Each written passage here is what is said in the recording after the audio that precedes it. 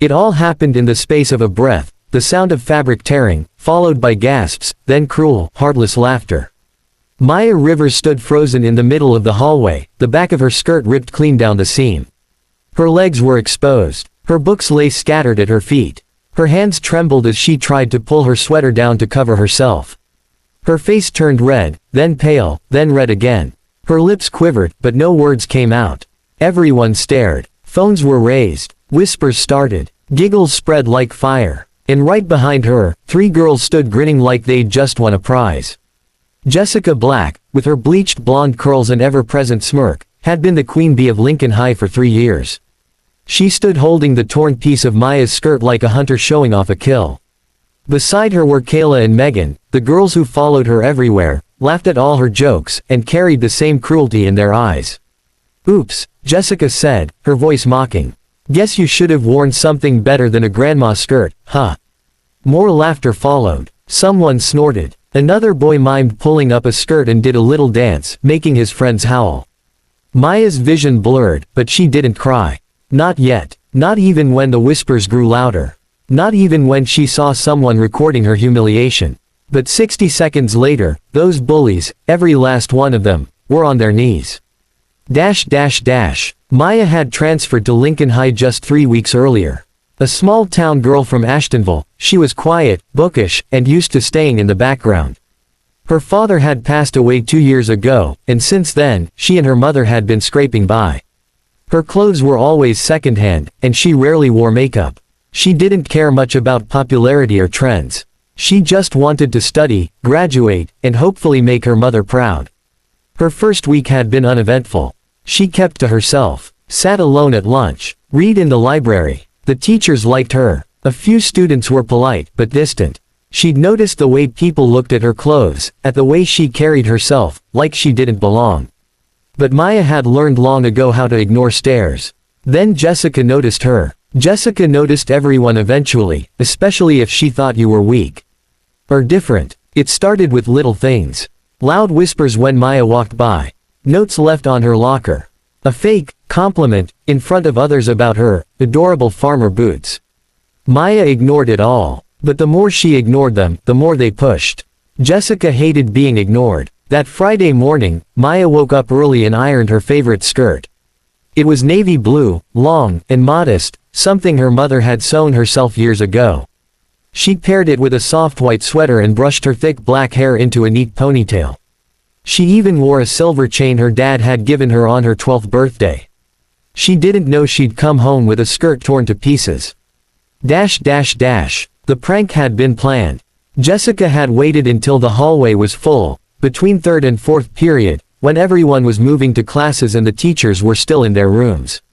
Maya had bent down to pick up a dropped pencil. That was the moment. Jessica reached down, tugged hard, and the skirt ripped straight down the middle. Phones were already out. People laughed before Maya could even stand up straight. And then, just as quickly as it had happened, everything changed. A voice cut through the hallway.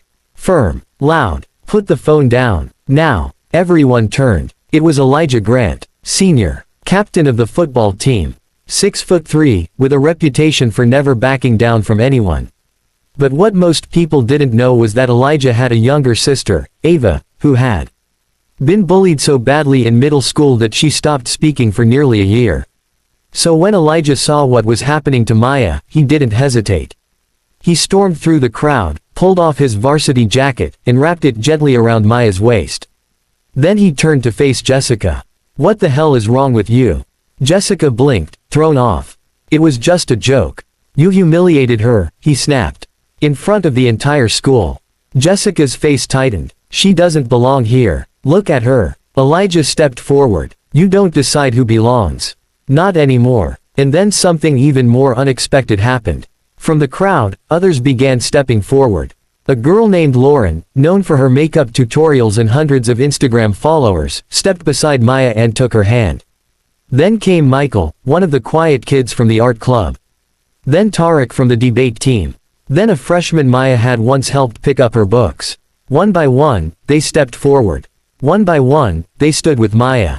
And Jessica, she shrank. The power she held only moments ago, fed by laughter, silence, and fear, was gone. She looked around for support, but even Kayla and Megan had taken a step back.